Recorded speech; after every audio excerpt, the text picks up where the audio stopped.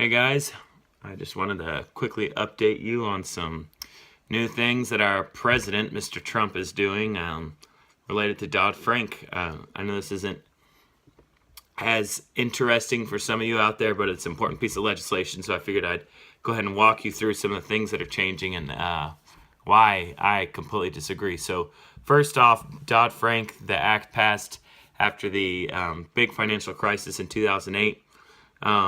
Really worked hard to protect consumers in the United States, and it ended up having ripple effects around the world to protect our money here and protect a lot of citizens around the world.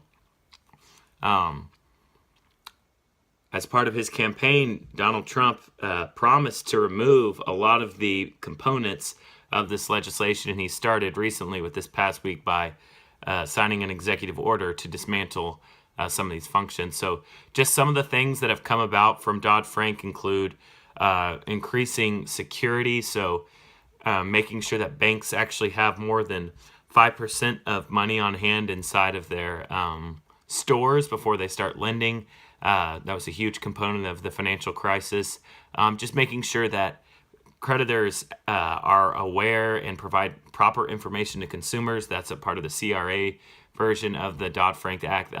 These are important regulations that have come about from Dodd-Frank that are on the block to be cut over these next few months, starting with these executive orders. So clearly this is something that I completely disagree with and really wish we could keep our regulations in place. I do suggest that we take a look at some of the regulations that are extra arduous and cost a lot of extra money and don't really make sense for banks and consumers alike, and let's remove those provisions. But on a whole, dismantling Dodd-Frank would be a huge step backwards and would just be another notch in the president's belt of another time he looked away from his everyday citizens and looked towards his associates in the billionaire chairs and ignored the rest of us. So hopefully with a little bit more press on this, we can convince our congressmen and women to not further this agenda that he's been pushing so far. All right, thanks guys.